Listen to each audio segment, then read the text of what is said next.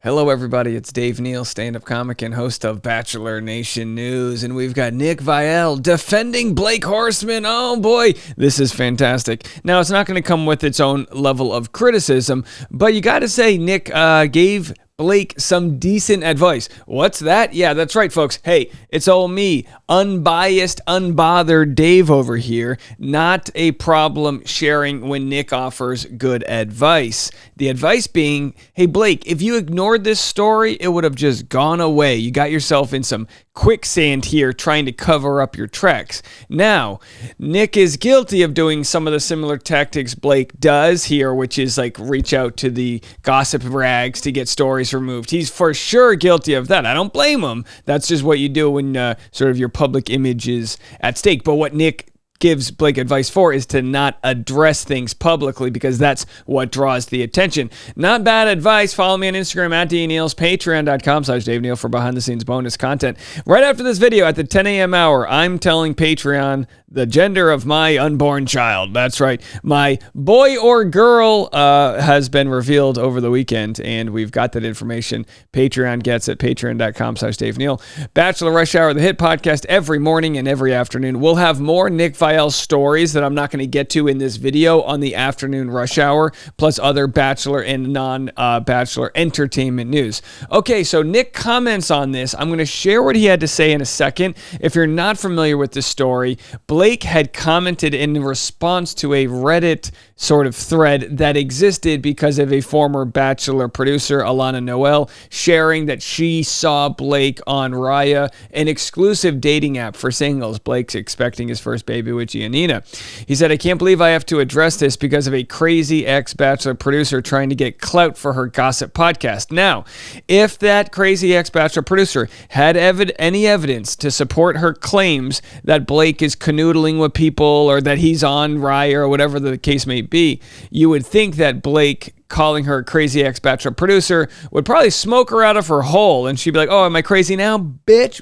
And she just shares all this information. Now, that hasn't happened. If Blake really had something to hide, he probably wouldn't come at her that way publicly. But we don't know the full story. We never can. But what we do know is after covering the story, Us Weekly comes out with an article, Blake Horstmann slams Bachelor producer for suggesting he's on Raya amid Giannina's pregnancy, which again, classic title, perfect Us Weekly smut, and then that story went away. That's right, you got to get the X-Files music. All of a sudden, the story is gone, which brings up its own story. Why did the story what was in the story? Nothing much, nothing new, but of course, getting that off the interwebs was of utmost concern for Blake. Now, let's go to what Nick has to say. As we know, Nick and Blake have a contentious relationship. Nick's called Blake repeatedly an F-boy, which here's what's hard.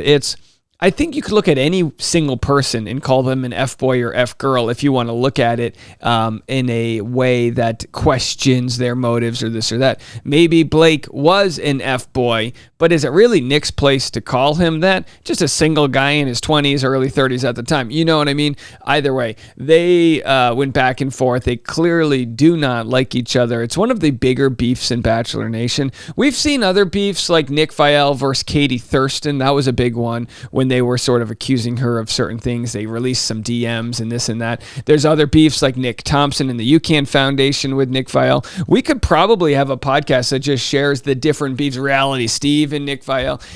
He seems to have a personality type that leads some to not like him. I'm relatively indifferent. My only real beef I've had with Nick, which I would tell him, is that I just don't think I think he has a sort of weird competitiveness where he doesn't want to mention other podcasters. Like he feels like he's cooler than the rest of us independent podcasters, which I think I've provided a long list of evidence from the She's All Batches to the Morgan P's and Reality Steves and myself, people that, in Jared Freed, people that he just doesn't want to commingle with, which is totally fine that he doesn't want to do that. It's also fine for people to go, okay, cool guy who thinks you got it all covered. Either way, we appreciate the content we can get out of this, and if Nick's got a good point, we want to listen to it. Let's have a listen. The hair comment.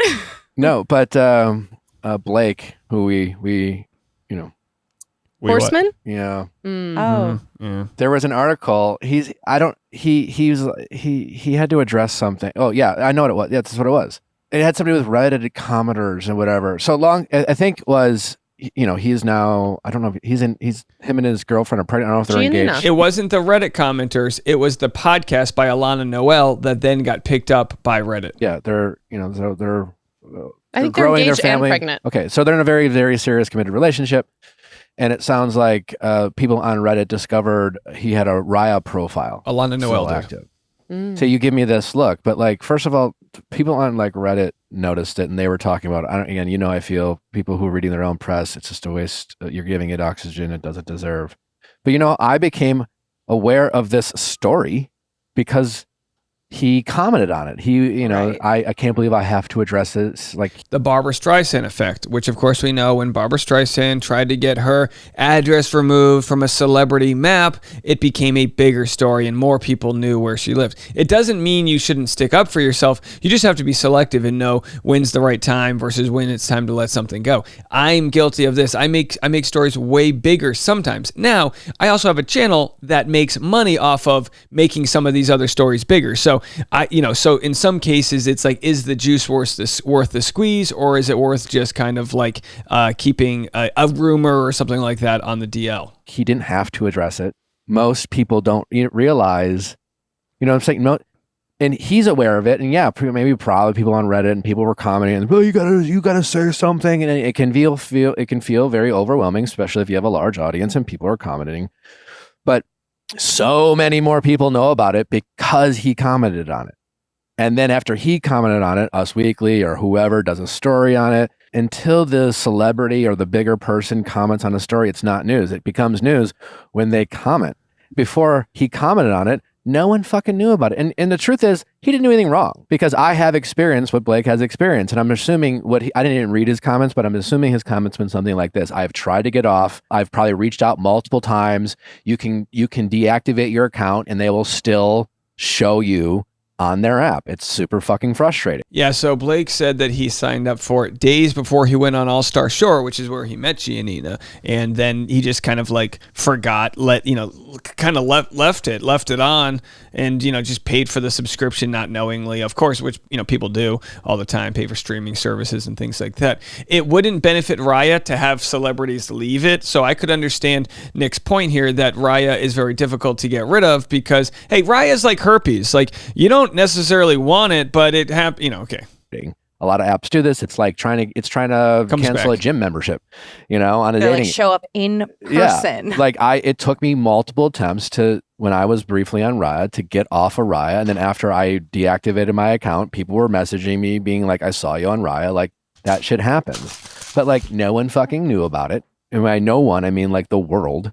But I learned about that. And unless I knew what he was talking about, I probably would have been like, oh shit, why are you on a dating app? I would have just read the headline and I would have been, you know what I'm saying? So he made so many more people aware of this issue. And then most people probably didn't read the article. Most probably just thought, oh, he's doing some shady shit or blah, blah, blah. And he amplified a story he didn't need to amplify. Now, my guess is no one's moved the needle on Blake Horstmann. If you were to believe he was an F-boy or this or that, your mind wouldn't be changed. And if you believe he's kind of had a rough go of it, your mind also wouldn't be changed. My opinion on Blake is he's trying his best and he's a sensitive guy. I totally understand that. He's almost like less famous than Nick. So it's almost like Nick's so... And again, we use this term loosely in the Bachelor world, but Nick's more famous to the extent that he's had to deal with a lot of online villainization and dealing with the trolls and this for longer of a time. And so it's almost like in some cases, it's better to be quote unquote canceled. And I'm using this term loosely, but the idea that Nick's got people that are just going to hate him no matter what he does. He's a big name, so when he comments on something, it then becomes an article. I make a video about it because Nick shares it. I don't make a video of it because, I don't know, some random person shares it. No, it's like a big deal because he comes with a big following. It's the same reason Joe Rogan has a lot of content being made about him because you can attach as part of your revenue to them.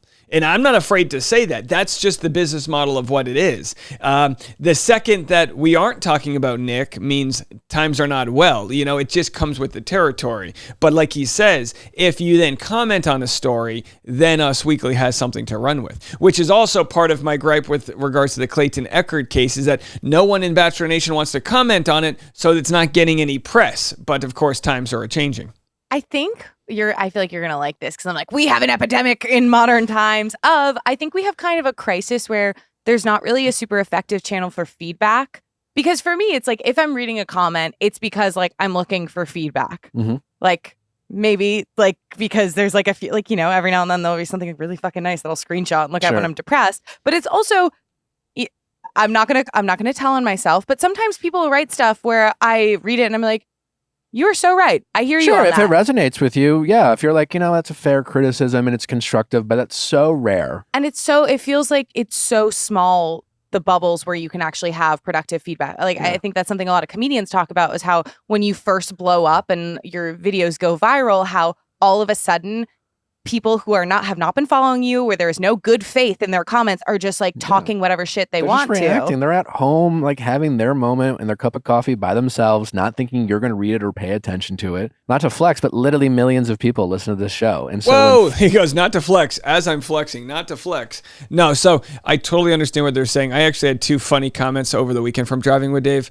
Someone said, it seems risky driving and talking for such a long time. My response was about as risky as driving and not talking. And then someone else says, Dave, I know you're driving, but you could at least make some eye contact or glance with the passenger. So you just can't win, right? You just can't win with people.